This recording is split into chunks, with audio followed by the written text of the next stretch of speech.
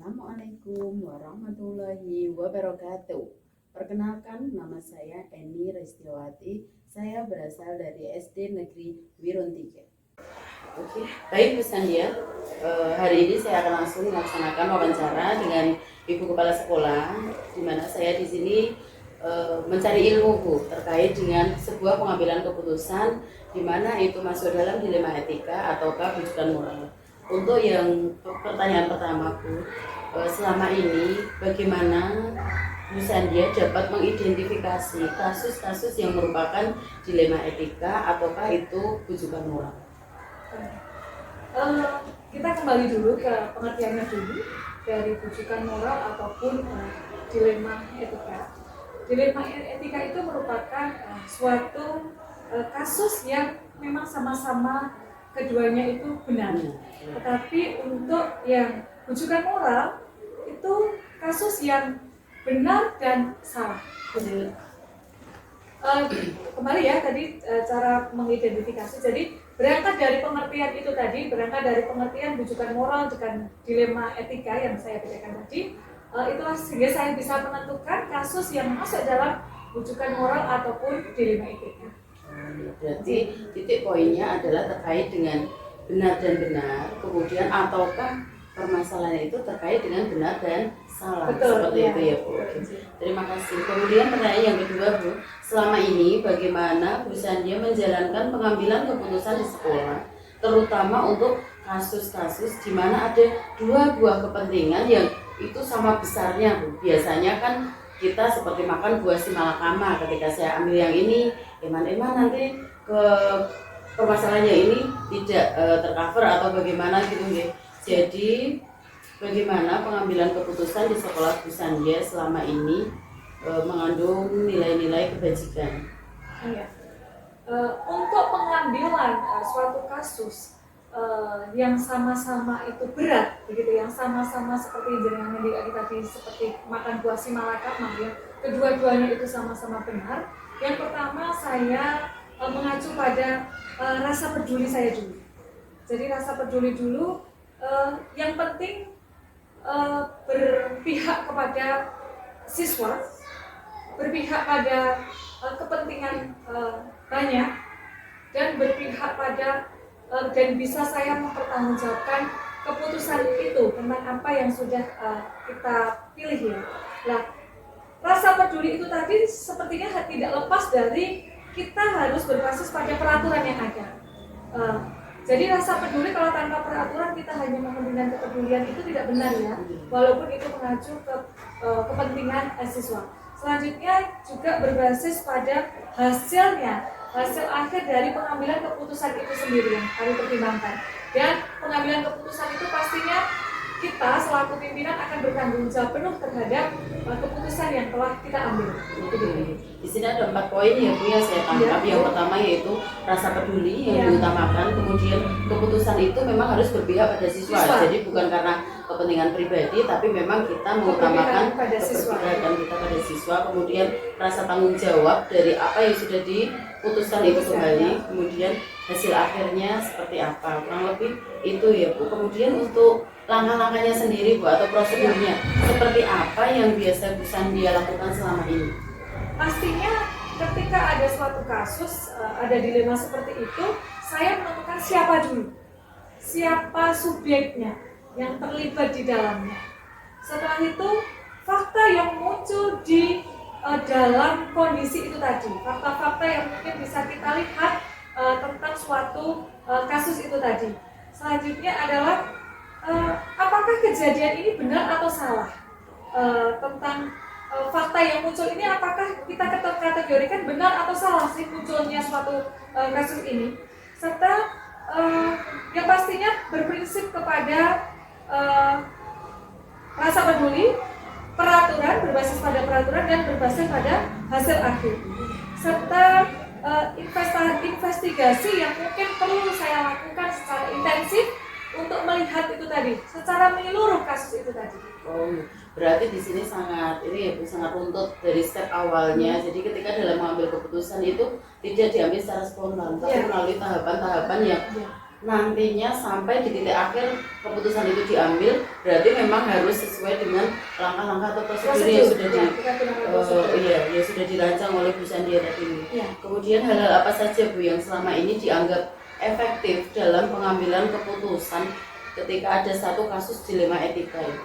Yang paling efektif otomatis kita ketika sudah mengobservasi apakah suatu kasus itu benar atau salah, dengan melakukan investigasi secara menyeluruh. Kasus ini bisa dikatakan etika moral, ataukah yang satu tadi adalah berbasis dilema etika, ataukah rujukan moral ya. Nah, sehingga kita dapat melihat secara utuh suatu kasus itu, sehingga saya yakin lebih efektif ketika kita sudah melakukan siapa, observasi kita lakukan, benar atau salah kita tentukan, kita melakukan investigasi secara menyeluruh.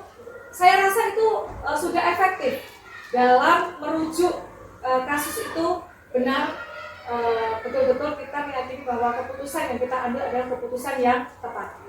Oke.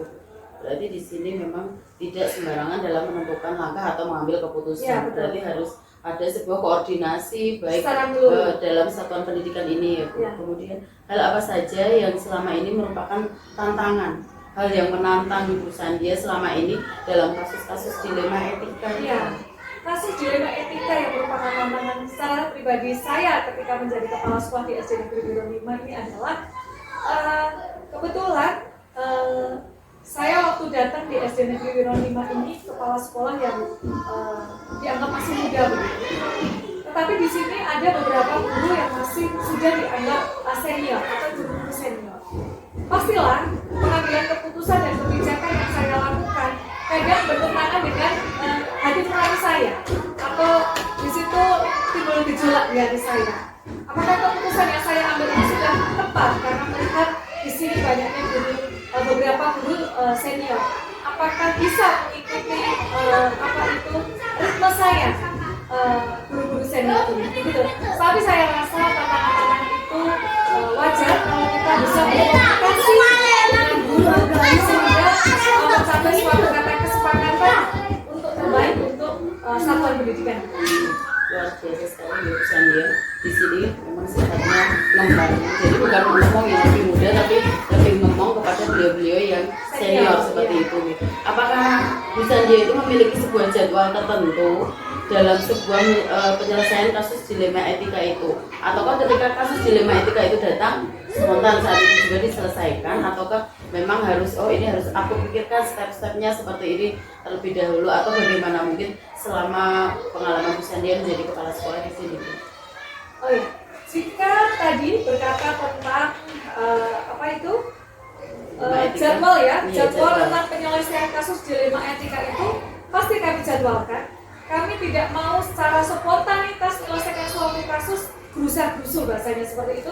Kami takut nanti malah tidak menyelesaikan kasus, malah menimbulkan kasus yang baru. Jadi dalam penyelesaian kasus etika kami terjadwal. Yang pertama kita memprogramkan dulu apa tuh yang terjadwal, dan kita programkan untuk mengatasi dilema etika ini yang mungkin munculnya secara spontanitas, tapi penyelesaiannya dapat kita lakukan step by step dengan mengacu pada terjadwal, dilakukan komunikasi yang baik, kita paparkan yang baik, sehingga memiliki titik temu, kita musyawarahkan dan kita diskusikan, sehingga kepentingan dari masing-masing pihak terhadap dilema yang sudah kita alami ini dapat teruraikan.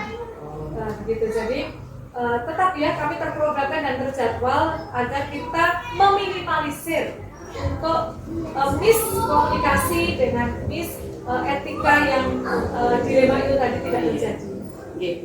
Berarti di sini penyelesaiannya itu tidak spontan, akan tetapi melalui tahapan-tahapan. Ini gunanya untuk meminimalkan supaya tidak terjadi sebuah permasalahan baru. Ditakutkan nanti mungkin pengambilan keputusannya kurang tepat seperti itu kan Bu. Untuk yang terakhir Bu Sandia, adakah seseorang atau faktor apa yang selama ini mempengaruhi atau membantu Bu Sandia dalam mengambil keputusan? Jadi dalam mengambil keputusan itu adakah orang yang berpengaruh, ataukah faktor-faktor X yang berpengaruh terhadap pengambilan keputusan yang dilakukan oleh Bu Sandia tersendiri? Ya, kalau faktor pengaruh, bicara faktor pengaruh, pasti yang kita selaku pimpinan itu mendengar, melihat dari kasus yang kita alami. Terkadang kita membutuhkan sharing juga kepada orang-orang terdekat seperti Bapak Komite, seperti Dewan Guru yang kita libatkan untuk berbicara tentang dilema kasus yang ada di satuan pendidikan kita. Seperti contohnya yang terjadi pada siswa tentang dilema etika itu juga banyak terjadi. Itu kita memang membutuhkan support dari bapak dan ibu guru di satuan pendidikan kita. Jadi kalau dibilang ada pengaruhnya, tetap ada. Kita tetap menimbang, mengingat masukan-masukan dari beberapa beliau-beliau ini untuk sehingga kita bisa menghasilkan keputusan yang saya kira bijaksana dan bisa diterima untuk semua. Terima kasih Bu Sandia, demikian tadi ya penggalian ilmu. Di sini saya menggali ilmu pengetahuan dari Bu Sandia selaku Kepala Sekolah SD Negeri Wirondiki. Ini sebelumnya Assalamualaikum warahmatullahi wabarakatuh. Bertemu lagi dengan saya Eni Restiawati, calon guru penggerak Angkatan 8 Kabupaten Sukoharjo. Pada pagi hari ini saya bersama beliau Bapak Toto Rianto, Sarjana Pendidikan. Beliau selaku Kepala Sekolah SD Negeri Plumbon 1. Baiklah Pak Toto, pada pagi hari ini kita bisa mulai wawancaranya ya Pak. Mohon maaf pagi ini saya mengganggu waktu Pak Toto. Saya di sini ingin menanyakan Pak beberapa pengalaman Bapak terkait dengan menghadapi kasus-kasus yang ditemui di sekolah. Ini yang pertama Pak yang ingin saya tanyakan, selama ini bagaimana Pak Toto mampu mengidentifikasi kasus-kasus yang merupakan dilema etika ataupun itu bujukan moral? Ya, untuk ini adalah sebuah dua kasus yang berbeda ya Bu ya. Untuk dilema etika itu adalah suatu kasus yang mempunyai nilai kebenaran yang hampir sama ya Bu. Tapi kalau untuk bujukan moral itu dipandang dari sudut hukum itu jelas sudah mempunyai nilai benar dan Untuk yang kedua Pak Toto, selama ini bagaimana Pak Toto menjalankan pengambilan keputusan di sekolah ini terutama ya Pak untuk kasus-kasus di mana ada dua kepentingan yang sama-sama benar. Jadi di sini berarti Pak Toto menghadapi sebuah dilema etika. Nah itu bagaimana Pak Toto mengambil keputusan Pak? Untuk suatu kasus yang termasuk dalam dilema etika itu biasanya itu saya akan menganalisa kasus tersebut menurut berbagai sudut pandang gitu. Kemudian menimbang secara matang baik dan benarnya dalam mengambil keputusan tadi dan sebisa mungkin keputusan itu tidak merugikan berbagai pihak, walaupun nanti kedepannya keputusan itu mungkin ada yang tidak dipuaskan dalam pengambilan keputusan tersebut pada ketika itu, tetapi secara keseluruhan mereka itu tidak sama-sama dirugikan. Jadi di sini ya saya garis bawahi ya Pak, itu yang pertama dalam pengambilan keputusan Pak Toto itu yang jelas untuk kepentingan anak ya Pak. Ya, jadi kita harus mengutamakan kepentingan anak meskipun nanti ada ditemui pro dan kontra itu hal yang wajar gitu ya Pak. Tapi prinsipnya mereka itu sama-sama tidak dirugikan. Berarti harus benar-benar diambil jalan tengah yang sesuai gitu. Untuk yang ketiga Pak Toto, langkah atau prosedur seperti apa yang biasanya dilakukan selama ini ketika Pak Toto menemui dilema etika di sekolah ini Pak? Yang pertama untuk langkah-langkahnya dalam menghadapi atau menemui dilema etika itu yang pertama saya biasanya mengumpulkan fakta dulu dari mereka. Mengumpulkan fakta, nanti bisa tanya-tanya yang berkompeten yang bersangkutan, kemudian menentukan siapa saja yang terlibat dalam kasus tersebut, kemudian menganalisis benar dan kesalahnya, kemudian sebisa mungkin setelah itu saya akan membuat berbagai macam alternatif solusi pemecahan masalahnya, alternatif solusi pemecahan, kemudian baru dari alternatif solusi itu baru kita ambil sekiranya permasalahan yang apa yang saya buat nanti menjadi keputusan dilihat dari keputusannya tadi yang tadi tidak merugikan semua pihak. Jadi semua harus sama-sama merasa puas gitu di dalam pengambilan keputusan tadi.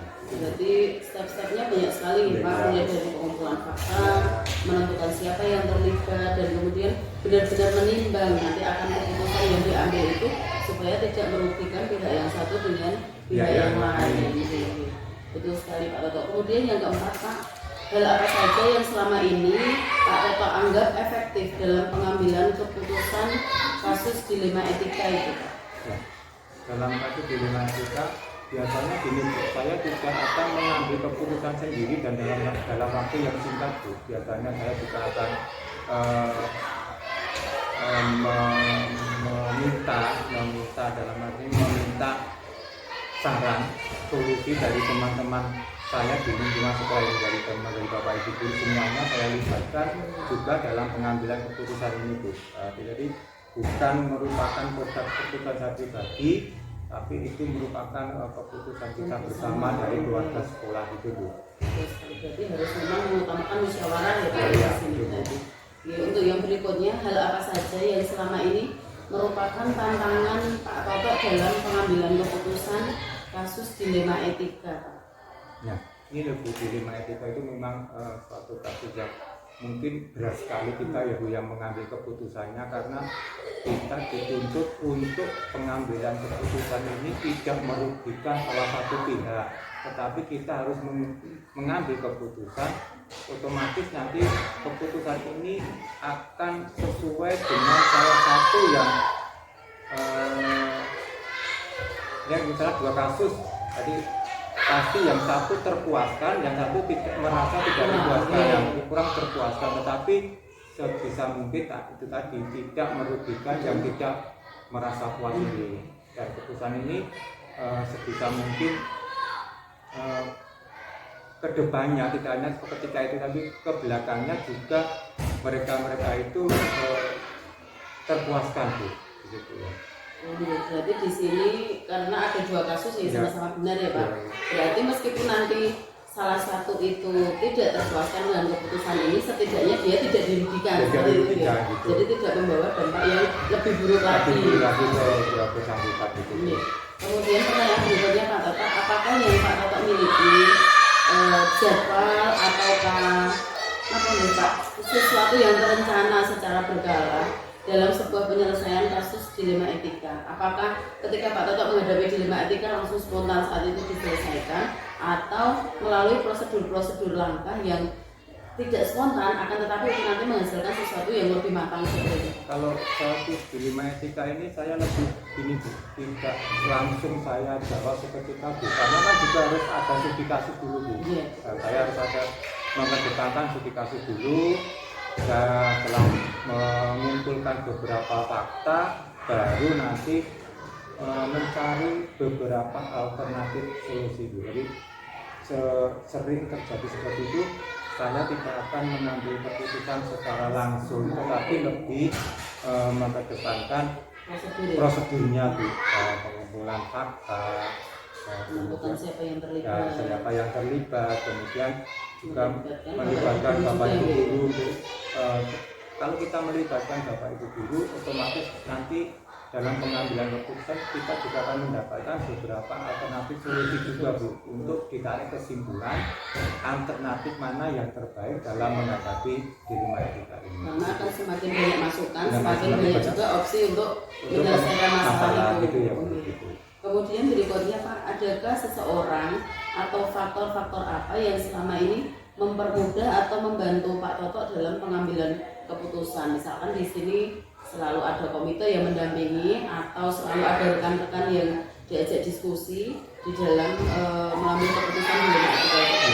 Kalau di sini Bu, yang kebiasaannya kita untuk menghadapi seperti ini, saya lebih mengedepankan solusi untuk lebih berdiskusi dalam pengambilan keputusan dengan dewan guru Bu. Yang itu kan, ya itu yang terdekat dengan kita, yang setiap saat kita pasti mudah untuk berkomunikasi dengan beliau. Barisan utamanya itu Bu.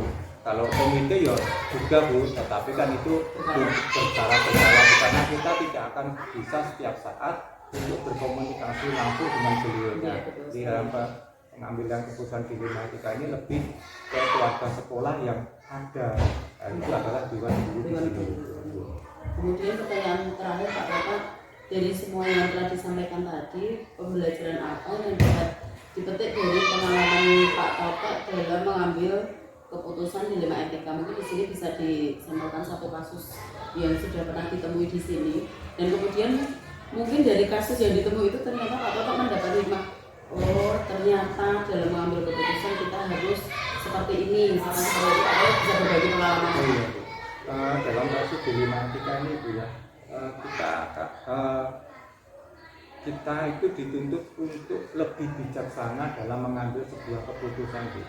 Seperti contoh kemarin itu pada waktu kenaikan kelas gitu ya, ada suatu siswa itu ternyata anak tersebut orang tuanya itu belum bisa sanggup melunasi administrasinya Bu, nah, dari pembayarannya. Tetapi secara kita harus tahu dulu kondisi studi kasus dulu ya Bu ya, di rumah itu bagaimana kondisi ekonominya orang tuanya itu seperti apa.